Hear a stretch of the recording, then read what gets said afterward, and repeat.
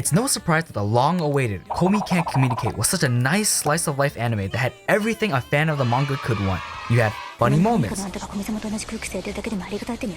weird people, and most importantly, Komi noises. It was a good ride these 12 weeks it aired, and watching it week by week was like our escape to paradise from our busy and stressful daily routines. But there was something we did notice, something I'm sure some veteran weebs noticed as well. Their names are unconventional. So we decided to look into them, and lo and behold, their names are Japanese puns / play on words. Now, we're not experts in Japanese, so we can't say with confidence if all the names in the anime are puns or not, but what we can say is that most of them are. Every character has a quirk to their personality, and their name reflects that quirk, which makes a lot more sense now looking back into the anime. So we're gonna go through all the characters that were introduced in the anime by order of appearance and break down their names. As a disclaimer, we're not experts in Japanese, nor do we claim to be, so some of these translations / interpretations might not be 100% accurate. But no translation really is, so don't add us. We don't know everything, we only know what we know. If you don't know what Komi-san is about, it's about this girl, Komi Shouko. It's her first day of high school and she's already the Madonna of the school. With long black hair and a beautiful appearance, of course she's popular. The only problem is, you guessed it, she has trouble communicating with others, even her family. In class, she sits next to an average high schooler, Tadano Hito, and he finds out that Komi has trouble talking to people. So much so that she's never been able to make a single friend in her life. After hearing about her troubles, Tadano resolves to help her achieve her goal of making 100 friends so that she can overcome her communication disorder. Jesus! With that many friends, you could probably rule over an African country. Anyway, let's get into the puns. Starting off for episode 1, we have our female protagonist, Komi Shouko. And like the title of the anime suggests, Komi has a communication disorder. Breaking down her name, her last name Komi comes from the Japanese term communication, which means communication. And her first name, Shouko, comes from this kanji, which means illness, and this kanji, which means child. Put the two terms together and you get Komishuko, which means communication disorder. Yeah, Japanese is confusing, tricky, and difficult, but you can't deny that their wordplay game. Go crazy! Go stupid! Next up, we have our male protagonist, Tadano Hito. He's just your average guy. From his height to his grades, they're all average. Even his name literally means just a person. Tadano means just a, and Hito means person. Hello there. The author really emphasizes how unremarkable this guy really is, but gives back some power as the main character by adding this kanji in his name, which means human or compassionate. Going into episode 2, we're introduced to Yamaya-ren. Like all the other students, she's infatuated with Komi-san, but she's a bit more extreme than the rest. She's even gone so far as to kidnap Tadano-kun just so she can be together with Komi-san. I'm pretty sure you can guess this already, but she's a yandere. Yamai means disease, and this kanji, you would normally read as koi by itself, or you can read it as ren when placed together with other kanji such as, which also mean love. But in this case, since it's used as a name, you can read it both ways. So as you can see, her name means love sick, which fits her yandere quirk pretty well. Next up is Osana Najimi. Najimi is gender fluid and is childhood friends with legit everybody and their mom. Najimi knows 5 million people, which makes sense for Najimi because their name literally means childhood friend. Najimi is also noted to be really good at communicating with others, and I guess that makes sense since they have 5 million friends. The term Najimi also means familiarity, which makes complete sense in terms of the character. In episode 3, we're introduced to Arai Kamiko, a shy girl with glasses and 2 big plot points, if you catch my drift. She's a nice person, but easily gets nervous when even one person looks at her.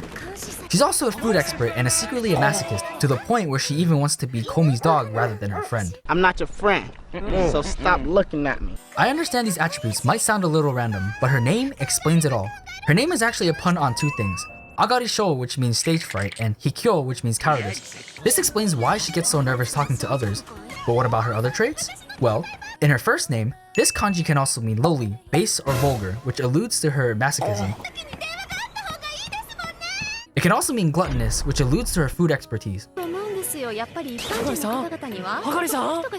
would have thought her name would have had so many elements attached to it?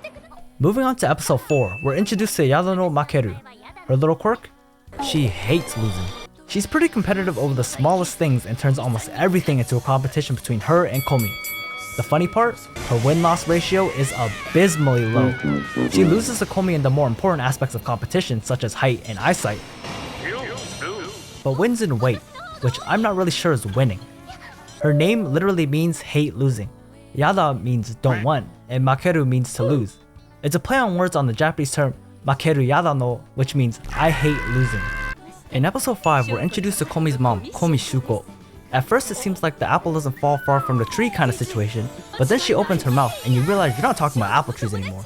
You're talking about Komi's mom, who's forever 17 years old. The wordplay in her name actually comes from her maiden name, Nimi.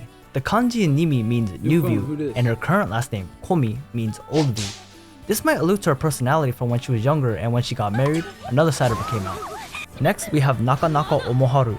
There ain't much to say about her other than the fact that she's the epitome of a chunibyo. If you don't know what a chunibyo is, it means 8th grade syndrome. It's a Japanese term that was made by combining the term Chugaku Ninen, meaning 8th grade, and Byoki, which means sickness or disease. Some characteristics of a chunibyo would be wearing an eye patch, claiming if they took it off, a crazy power will be unleashed.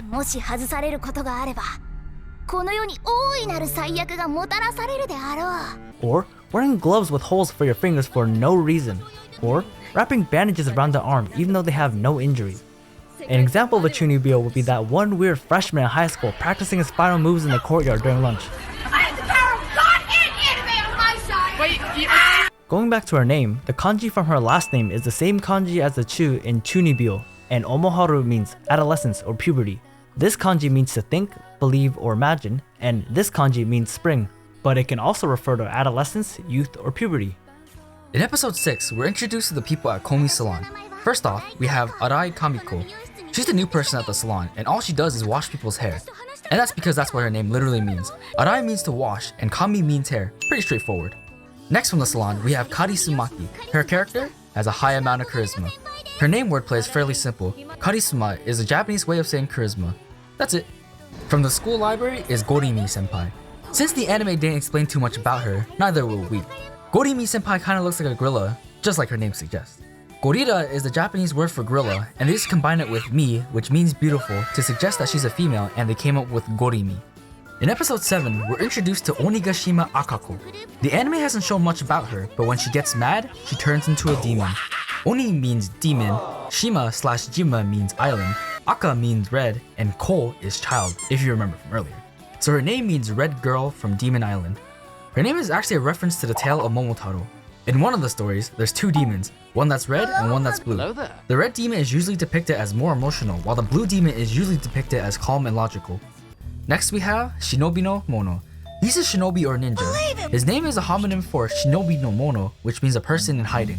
This is a historical term that was used to refer to a person trained in the art of stealth to act as a spy or an assassin. Moving on to episode 9, we're introduced to the outback hillbilly country girl Inaka Nokoko. Her whole name is just a homonym for Inaka Nokoko, which means child from the countryside. Next up, we have Teshikawa Hoshi. Her name comes from the Japanese word for tissue, and want, Hoshi. So her name means a person that really wants some tissues. How convenient for the story. In episode 10, we meet Netsuno Chika. She describes people's energy levels by rating their body temperature. Some would describe her character as hot-blooded or enthusiastic. The kanji for Netsu can be written like this, and it refers to heat. And the chi from Chika can be written like this, which means blood. So being hot-blooded wouldn't be too far off to describe her. Next we have Onemine Nene. She's a caring person that looks out for her classmates. One could say she's like everybody's big sister. The Japanese term for older sister is one, and some kids call their older sisters nene instead of one-san or one-chan, so it makes sense that she plays the older sister character. Going into episode 11, we meet Otori Kaede, the slowest person in the anime.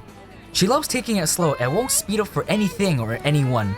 Her name, Otori, comes from Otori, which means easygoing, and honestly, she might be a little too easygoing. There were some names that we couldn't find any information on, or we couldn't really confirm what their pun or play on words were, so we excluded them. We'll put them in the description if you guys are curious. But that's all from us today.